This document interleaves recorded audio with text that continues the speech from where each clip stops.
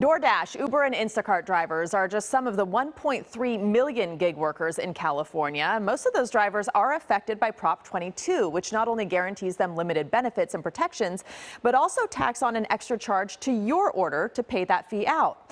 Well, now two gig workers have teamed up and discovered that some of those added benefits and pay weren't being distributed at all.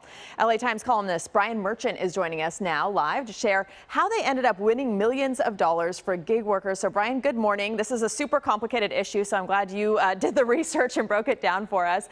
Let's start off with just Prop 22, what it is, what the benefits are, how they pay and provide gig workers benefits, and how does it come out of consumers' pockets? Yeah. So Prop 22, the first thing we got to say about this is it's a really complicated law. And it was supposed to sort of replace the another law that gave gig workers full employment rights, AB 5. The gig companies thought that was too expensive, so they said, "How about we meet you halfway? And instead of full-on health care, you can get some healthcare subsidies. So we'll pay part of it if you drive X amount." And the law is filled with all of these equations. If you drive this many hours, then you might get some benefits. Then you can, qualify for some of these supports. And one of the things in there is this vehicle, this per mile vehicle maintenance fee.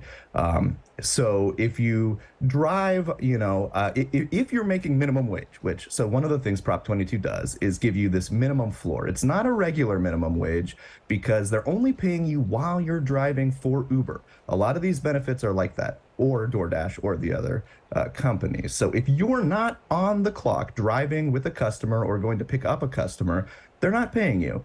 So if you're active, if you're driving this many miles and you're not hitting a certain amount, which is $19 an hour about, then they'll give you this little vehicle maintenance fee too.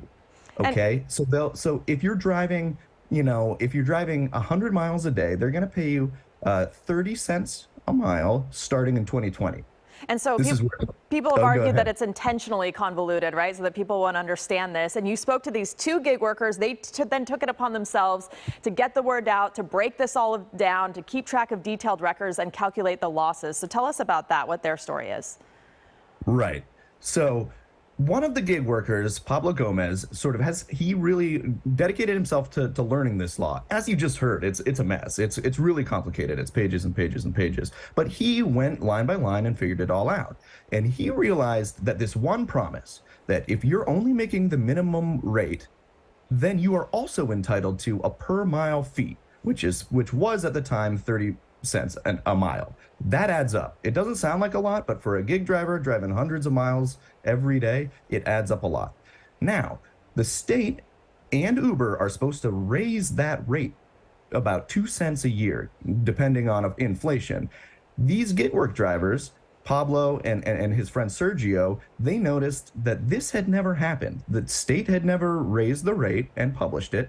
And Uber and DoorDash and all the other companies had never raised the rate either and never started paying it. So basically, again, it sounds like nickel and diming, but this is what these companies do. They need to sort of nickel and dime their drivers in order to make a profit.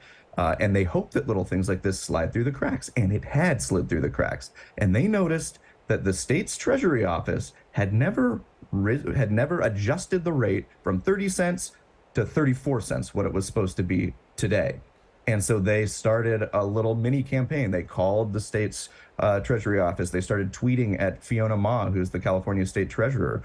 And it took them a few weeks, and they started getting a little bit of attention from folks like myself as well. And then, lo and behold, boom, the state treasurer published an adjustment rate on May 10th, about a month after they noticed this. And almost immediately, Uber starts paying out hundreds, even thousands of dollars to these drivers who had basically been short shrifted on this very tiny, arcane little part of the law.